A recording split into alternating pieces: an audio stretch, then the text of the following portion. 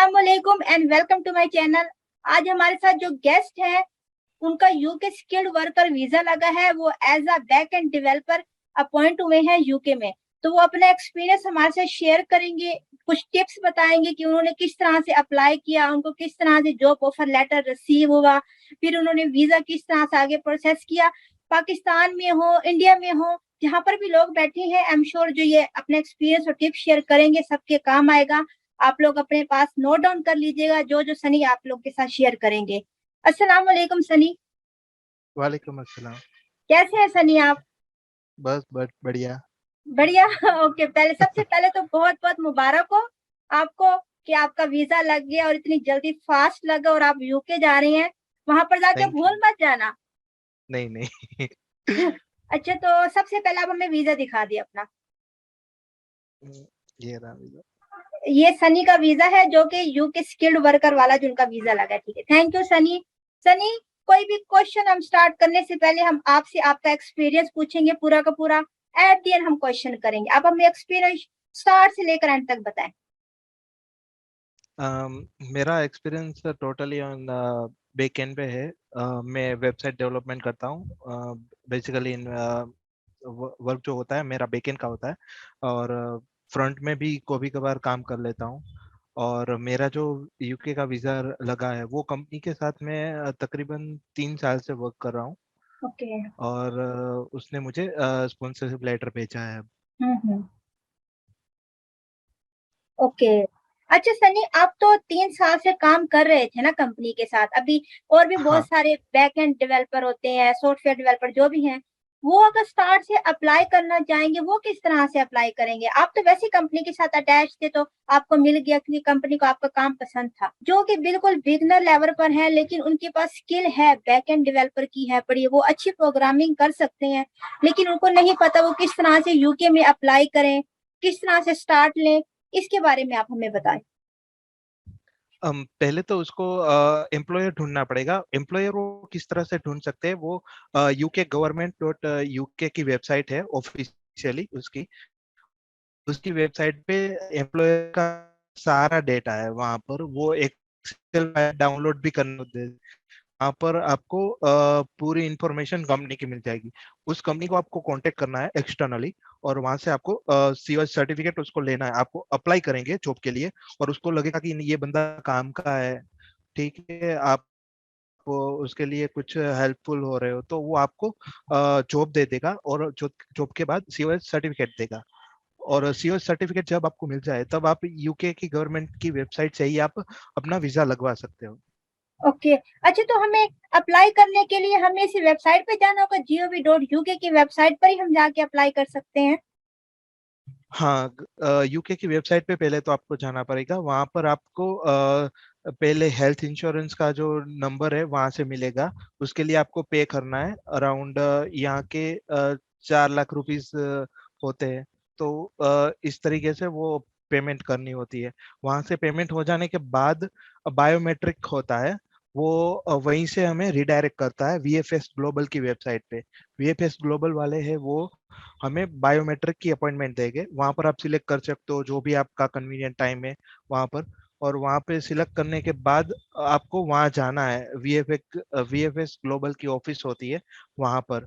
और VFS global की जो अपॉइंटमेंट लेते समय आपको ये ध्यान रखना है, वो 2 तरह की ऑप्शन देते हैं, कि पहले तो फ्री और दूसरी वीआईपी और एक्सप्रेस। तो एक्सप्रेस एंट्री में आप चाहे तो जा सकते हो, उसमें कोई प्रॉब्लम नहीं है, लेकिन मैंने फ्री वाली ली थी तो उसमें भी कोई प्रॉब्लम नहीं है। और जब भी आप अपॉइंटमेंट बुक करो तो मेक श्योर करना कि आपका जो पासपोर्ट है उसका कुरियर चार्जेस वो इंक्लूड हो। वो एड ऑन सर्विस होती है, तो वहां से आपको परचेस करना है। अदरवाइज आपको वीजा वहां पे देने जाना पड़ेगा, और वापस से हो जाएगा तो पासपोर्ट लेने भी जाना पड़ेगा। अदरवाइज आप जो कुरियर चार्जेस आपने ऑलरेडी पे किया होता है तो वो पासपोर्ट ले लेते हैं, और जब आपका वीजा हो जाए तो वो स्टैंप लगा के आपके घर पे भेज देते हैं। ऐसी सारी प्रोसेस होती है। वहां पर हो जाने के बाद फिर आपको वीजा मिल जाता है आपके घर पे, और पासपोर्ट मिल जाता है, उसमें स्टैंप लगा होता है। फिर आप कभी भी जाकर वो फ्लाइट टिकट बुक कर सकते हो। ओके, अच्छा ये तो आपने हमें पूरा का पूरा वीजा प्रोसेस बताया ना। अच्छा, जो सबसे मेन चीज यूके स्किल वर्कर की अप्लाई करने के लिए क्या एलिजिबिलिटी है, कौन कौन अप्लाई कर सकता है इस वीजे पर? अम, कोई भी अप्लाई कर सकता है, बट बेसिकली आप ऐसा नहीं कि आप जो आईटी में है तो ही आप अप्लाई कर सकते हो। आप आईटी में नहीं हो, अगर बैकएंड डेवलपर नहीं हो तो आप अप्लाई नहीं कर सकते, ऐसा कुछ नहीं है। आप कोई भी ऑक्यूपेशन में हो आप अप्लाई कर सकते हो। मेन चीज आपको क्या ध्यान रखनी है कि आपको सीओएस सर्टिफिकेट चाहिए वहां पर, जो एम्प्लॉयर है उसके पास से। ठीक है, आपको वंस आपको सीओएस सर्टिफिकेट मिल जाएगा तो आप अप्लाई कर सकते हो स्किल वर्कर में। और वहां पर जो मिनिमम ये यूके है जो वीजा है, उसमें क्या होता है कि वो पॉइंट बेस्ड सिस्टम है। तो आपको 70 पॉइंट होने चाहिए तभी आप अप्लाई कर सकते हो, राइट। तो ओके। उसकी लिंक मैं आपको भेज दूंगा, वहां से आप अपना जो कैलकुलेट कर सकते हो कि आपका कितना पॉइंट बन रहा है। बेसिकली क्या होता है कि जो सीओएस सर्टिफिकेट मिलता है उसका 20 पॉइंट हो जाता है। आपका जॉब अप्रोप्रिएट स्किल लेवल का हो तो उसका अगेन 20 पॉइंट मिल जाता है। और आपकी स्पीकिंग इंग्लिश रिक्वायरमेंट लेवल कितनी है तो उसका भी आपको 10 पॉइंट मिल जाता है। और सैलरी आपकी जो हो उसके हिसाब से आपको पॉइंट मिलते हैं। मेरे में 0 मिला था क्योंकि मेरी सैलरी उस स्लैब में नहीं आ रही थी इसलिए। और आपका जो जॉब कोड हो वो शॉर्टेज ऑक्यूपेशन में आता हो तो उसके भी आपको अगेन 20 पॉइंट मिल जाते हैं। उस तरीके से मेरे 70 पॉइंट हो गए। ओके। ओके, जो मेन तो से अगर एलिजिबिलिटी के लिए अगर हमारे पास स्किल है, बस हमें gov.uk की वेबसाइट पर जाके हमें जस्ट चेक करना है कि हमारी स्किल, हमारा मतलब कि ऑक्यूपेशन के मुताबिक एनओसी नंबर हमें क्या देती है वो वेबसाइट, राइट?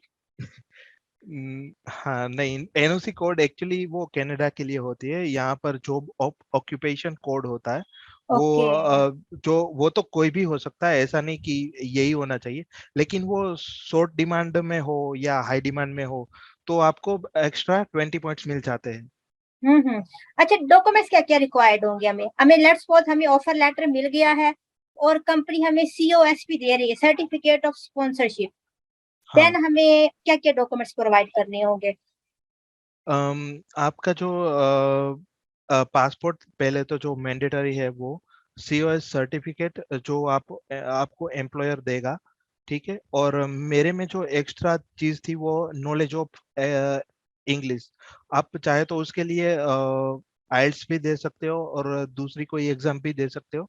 और मेरे में क्या था कि मैंने एमसीए किया हुआ है, मास्टर डिग्री थी तो मैंने ये सर्टिफिकेट उनसे निकलवा लिया।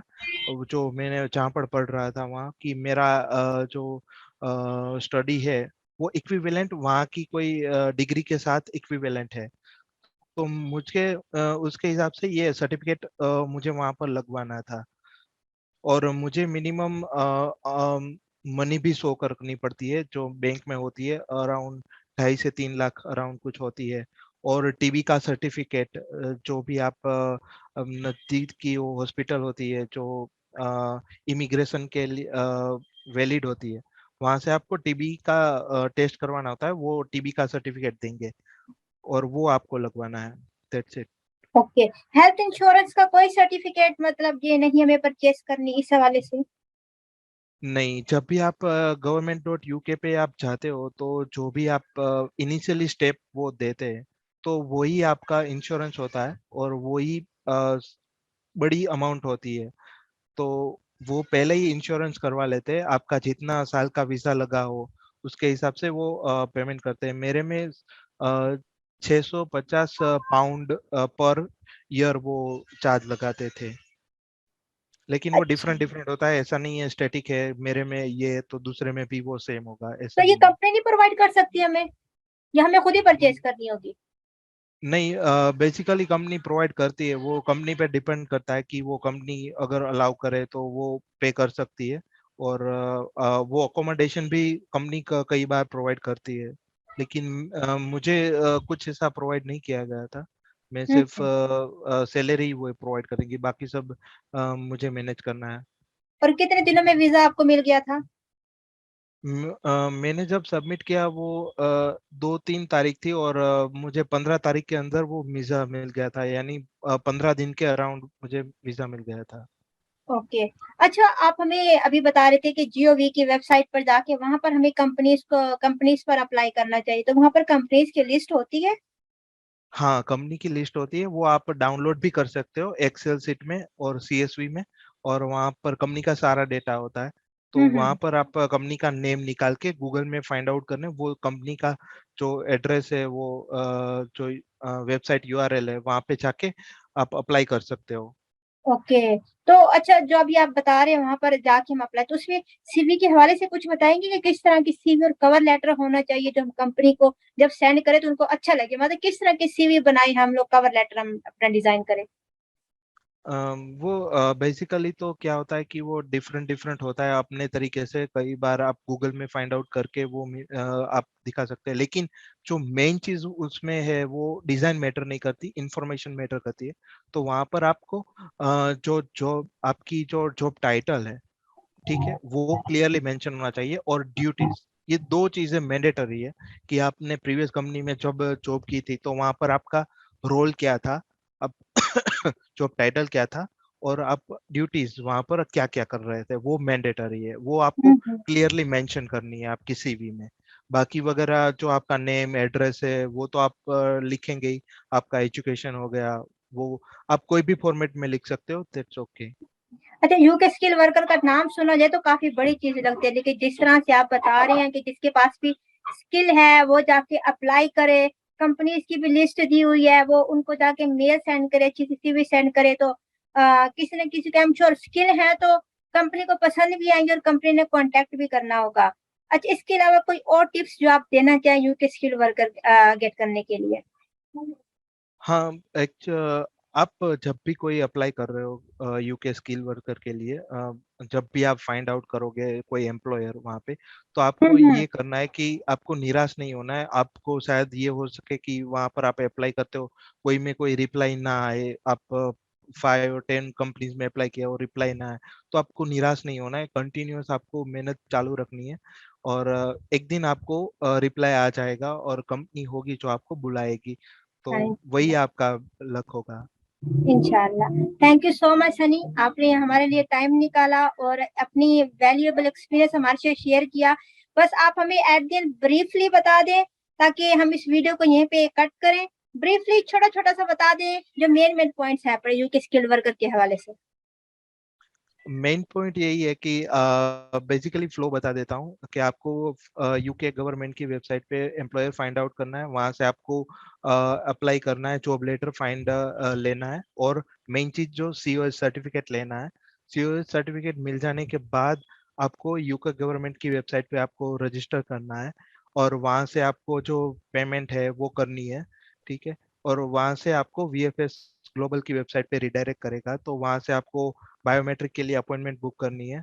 और उस वो हो जाए उसके बाद आपको वीजा लगवाना है, ठीक। हम्म। और वीजा लगवाने के बाद आपका जो पासपोर्ट है वो वीएफएस ग्लोबल वाले ले लेंगे, ठीक हम्म। है वो। और आपका जब हो जाएगा तो वो स्टैंप मार के आपको घर पे सेंड कर देंगे। ओके।